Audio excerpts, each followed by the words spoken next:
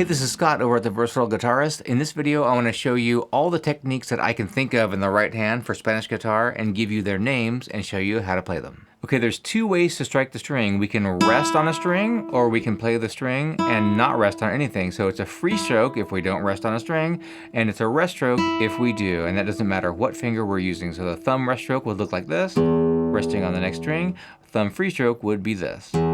If you have a flamenco book and you're looking at flamenco techniques, they call this apoyando, which means supporting, and then tirando, which means to throw something, would be a free stroke. One way that we can combine rest strokes and free strokes is with arpeggio technique. So your thumb can play a rest stroke, and these will be free strokes. Now, quickly, the letters for your right hand are going to be P for your thumb, I for your index, M for your middle finger, A for your ring finger, but for our pinky, we never use it unless we're doing a technique that we're going to talk about in a second. There's no agreement on what letter to assign the pinky, so sometimes you'll see S or E or X. I'm going to use the letter E. What an arpeggio actually means musically is we're taking a chord and we're playing it one note at a time. But it doesn't matter how we do it in the right hand. We might do rest strokes on all these fingers. Your thumb could do a free stroke, but typically it's going to happen like this: thumb rest stroke and then free stroke with these guys. Your thumb can also do a free stroke, but it's very uncommon to do rest strokes on arpeggios like this because you end up killing a string that should be ringing out, and it's very uncomfortable and weird. However, if you played an arpeggio like this, we could play rest strokes, but that's a different thing. When we say arpeggio in classical guitar or Spanish guitar world, we mean this kind of thing. Free strokes, probably, with most fingers, and your thumb is the option. You can do a rest stroke or not. Now, if we take that arpeggio technique and play all our fingers at the same time, free strokes, we have a block chord. Here I'm playing the index, middle, and ring together. I can include my thumb, it's still a block chord. We might hear that on something like this.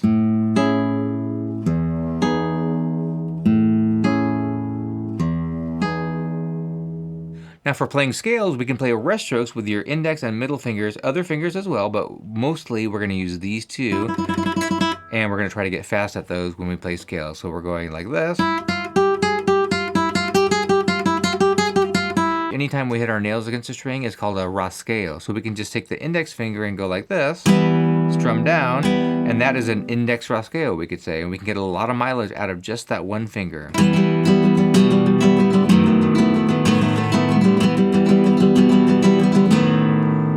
But we can use all the other fingers, and there's so many different combinations. One of the most common traditional ones is this. That's the 4-stroke rasgueo. We're going pinky, ring, middle, index.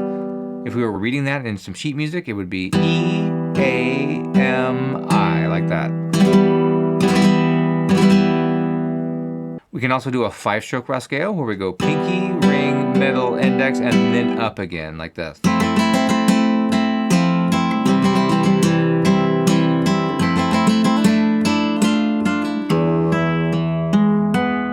Notice there at the end I did a thumb rest stroke, index finger free stroke, rest stroke, rest stroke, rest stroke. We can also take that movement that we just did in the 5-stroke, and we can take the pinky out of it, and we have this pinkyless rasgueo where we go ring finger, middle, index, and an upstroke. And those would normally be counted in 16th notes like this. Like that. 1 E and a, 2 E and a. Now here, because we're not using the pinky, we can come over here and flick off of the thumb. I have a weird thumb that goes backwards a lot, so I can kind of get like this. Sometimes you see flamenco players, especially modern flamenco players, bending forward at this knuckle, and that allows them to flick off of that finger like that. So we can go ring finger down, middle finger down, index down, then up with the index, or we can just go and do 3 in a quick blast like that. And you can really get a powerful sound without the pinky if you flick it. Another rasgueo we can do is go up with the index, down with the ring finger, and down with the index, and that creates this sound. Or we could play in groups of 4. So each one of these different combinations creates a different kind of ambiance, but it's just up to you, like what feels good for your fingers at that moment. The more of these that you learn, the better, and you use the ones that you like to do at any given time. So if we take that I, A, I rasgueo and use your thumb for the first stroke instead, we get this.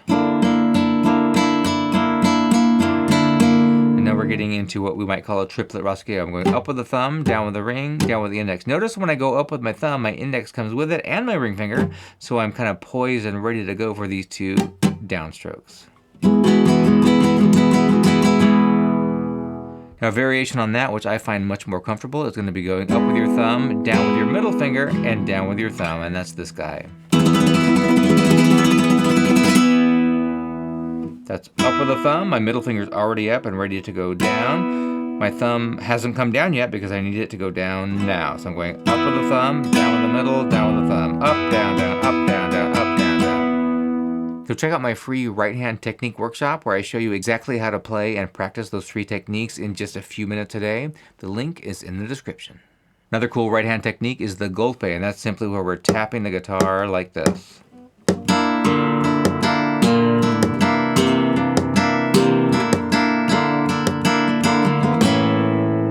Another technique you can do with the right hand, sometimes it's called apagado, which means to turn something off, and we're just gonna go and just kill everything with your right hand, but don't slap it. That's a whole other thing. So what we're trying to do is just silence the strings lightly, and we're just kind of lightly touching everything very quickly and killing things, but don't press into the strings. Now, a more advanced technique is tremolo, but that really is just arpeggio technique. So if we have an arpeggio like this, going thumb, index, middle, ring, and I'm coming back, I can take these 3 fingers and go to the first string and just do the same thing. And now what I'm doing now is a type of tremolo, but it really is just arpeggio technique. So back to the arpeggio. Now I'll do it on 1 string, excluding the thumb though. Thumb still has to play that first note. And the most common ones to do are to go thumb, ring, middle, index. That's a classical tremolo. Flamenco tremolo inserts the index after the thumb, and then we have a quintuplet. So we have this: thumb, index, ring, middle, index. And another advanced technique would be Alzapúa. That's where we do this with our thumb. What's happening there is we're going down with the thumb, up with the thumb, and doing a thumb rest stroke. So we're kind of combining free strokes and rest strokes, even though you might not think of a strum as free strokes, but we're not landing on anything, so it's kind of a free stroke. So we're going thumb rest stroke, down strum, and up. On Alzapúa, we're not going to play as many strings when we strum. So we're going... Takes a while to coordinate that. And we can also do this thing, which is also considered Alzapúa. I'm doing a downstroke, rest stroke, then I'm going to do a slur, in this case a hammer-on, upstroke, and then I just do it again.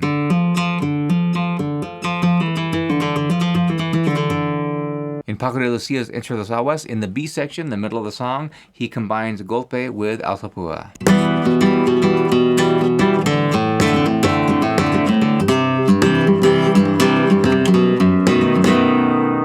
So that's just about all the techniques that we have for the right hand and all of their names. And we're talking about the different ways that we strike the string, basically. We can also get a bunch of different percussive effects by hitting and slapping the guitar. And in this video, I want to show you 5 awesome ways that you can slap the guitar to spice up your playing.